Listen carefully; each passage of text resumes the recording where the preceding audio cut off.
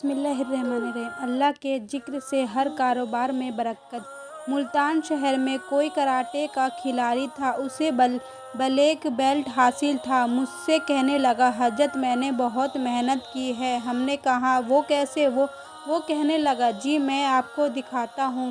اتنا کہہ کر وہ زمین پر لیٹ گیا۔ پھر اس نے ایک 100 kg کے آدمی کو اپنے اوپر کودنے کو کہا۔ پھر اس کے پیٹ پر ایک 100 kg کے بندے نے 10 بار چھلانگیں لگائیں اور وہ آدمی آرام سے نیچے لیٹا رہا اور اس کے اوپر وہ بھاری بھرکم بندہ اچھل کر چھلانگ لگا رہا تھا۔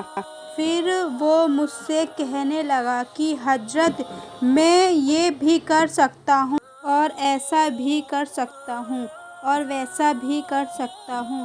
کچھ عرصے کے بعد دوبارہ میری اس سے ملاقات ہوئی۔ میں نے پوچھا، بھائی کیا حال ہے آپ کے؟ وہ کہنے لگا، حضرت میرا کلب پورے شہر میں کراٹے میں سب سے بڑا ہے اور میں نے کالج کی لڑکیوں کو کراٹے سکھانے کے لیے ایک برانچ کھولی تھی۔ کلب کھلنے کے بعد میں ایک بار وہاں گیا تو میں نے وہاں کی حالات دیکھی تو مجھے سب عجیب لگا، تو میں نے اس برانچ کو بالکل بند کر دیا۔ یہ پہلی بات ہوئی۔ دوسری بات یہ ہے کہ میں نے اپنے بچوں کو سمجھایا کہ بھائی ہم ایک دوسرے پر اٹیک کرتے ہیں اور زبان سے ایک بےمعنی سا لفظ نکالتے ہیں تو اس کے بجائے ہم اللہ کا لفظ کیوں نہ نکالیں؟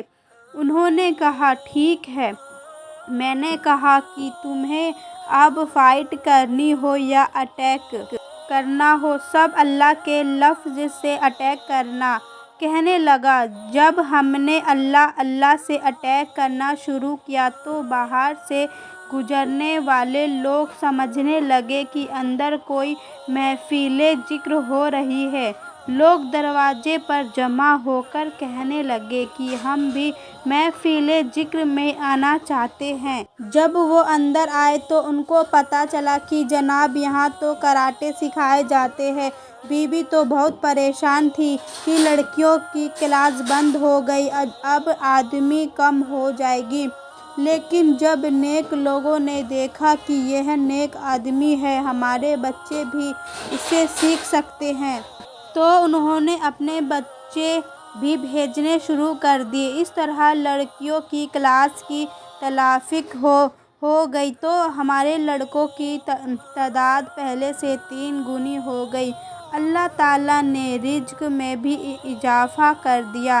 اب دیکھیے کہ دل میں محبت الہی آئی تو پھر ایک دوسرے کے ساتھ کھیل کود میں بھی اللہ یاد آئے گا۔ یہ محبت چیز ہی ایسی ہے۔